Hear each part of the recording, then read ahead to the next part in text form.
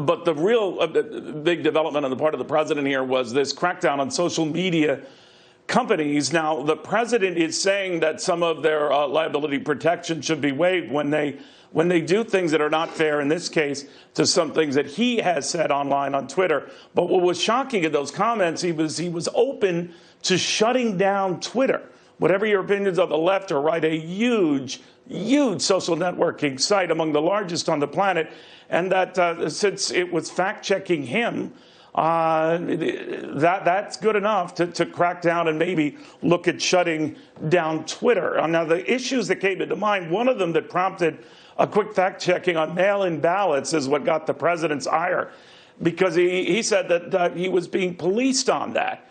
He was being policed on that because he was wrong. He was being policed on that because he said millions of illegals were getting ballots, when that simply was not the case. So this isn't a left-right issue. That was not the case. That was a wrong fact. That was a misstatement. Some have said it was an outright lie. Having said that, what Twitter was doing was clarifying. Now, you could check the sources and the fact checkers. They should be scrutinized. But when you're questioned on that and they don't pull your tweets down, that's another matter. The president also was called on some outrageous comments he made about MSNBC's Joe Scarborough, who had a young woman die in his congressional Florida office some 20 years ago. Never mind that Joe Scarborough wasn't even there at the time, was about 800, 900 miles away. The president was strongly implying, outright accusing, that maybe something fishy was up and maybe that this was a case of murder. That was something, too, that had to be fact-checked. So it wasn't just a right or left thing here. That was something that was incumbent upon anyone to check comments that were deemed outrageous. Now, part of this investigation, crackdown on social media companies that claim legal liability or protection from that, is that if people say outrageous things on a site, viewer, reader, beware. He took umbrage to it when it was done to him. So that's really the genesis of all of this. But he might be careful what he wishes for on this, because if you are limiting their protection from any legal action because of something users are saying, that presumably could include no less than the President of the United States among Twitter's biggest users on the entire planet.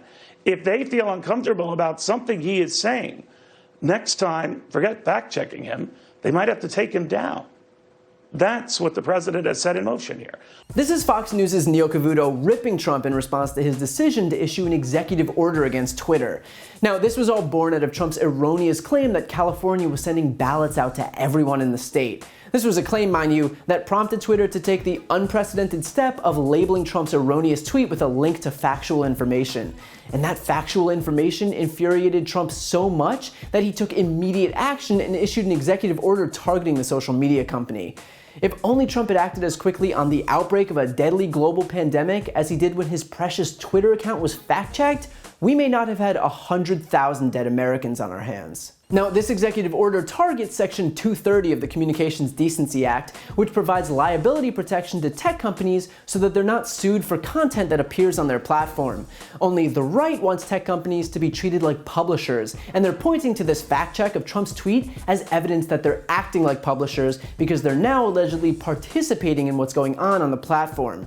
Only they're not acting as a publisher. Twitter just added a label on a piece of gross misinformation that could harm Americans' trust or understanding in our voting system, which is beyond dangerous. The only reason Twitter added this label was because Trump has a massive audience and he is actively perpetuating dangerous misinformation that will harm Americans' ability to vote. Twitter doesn't need to add a label to Becky4598724 with 4 followers because that doesn't matter. But Trump is the president. He has a massive audience. And so his tweet poses an objective danger to the people of this country. And Twitter was unequivocally correct to add that label. But because Republicans traffic in perpetual victimhood, they've decided that they're being silenced on all social media. And so they've been angling for its destruction. So when Ted Cruz posts a garbage tweet that no one interacts with, well, there's no way it could be his fault that no one cares about what he said. It has to be big tech and its liberal bias. Okay, Ted. And so by removing the ability for Twitter to be shielded from lawsuits, they'd be held accountable for whatever is posted onto their platform, which, to be clear, is impossible. There are 330 million active users on Twitter. Hundreds of thousands of people post every minute. Twitter can't police that. In other words, if this were to go into effect, Twitter would be sued into oblivion. It'd be like saying, effective immediately, you can't sell a car if it gets less than 100 miles per gallon. No cars would be able to be sold. And that's because Trump's point is to put them out of business. This isn't about making Twitter fairer or undoing the so-called silencing of conservatives. It's about destroying a website that he feels personally slighted by.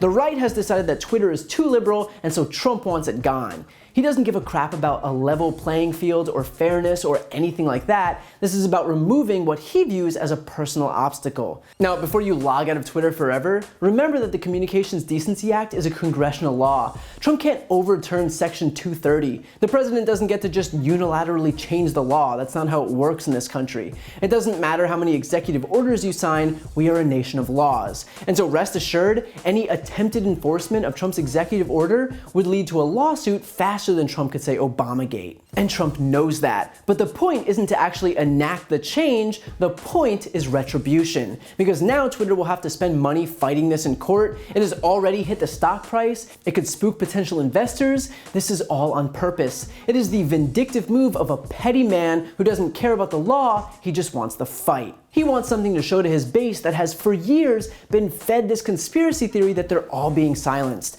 And now he can say, look, we're finally taking it to the liberal tech companies. It's all just one ridiculous cycle within the conservative feedback loop where they concoct this alternate reality, where they paint themselves as victims and then will it into existence by taking action against a non-existent force of evil. And while this has been going on forever on the right, here's how it affects you. This is what the president is doing instead of focusing on the pandemic ravaging our country.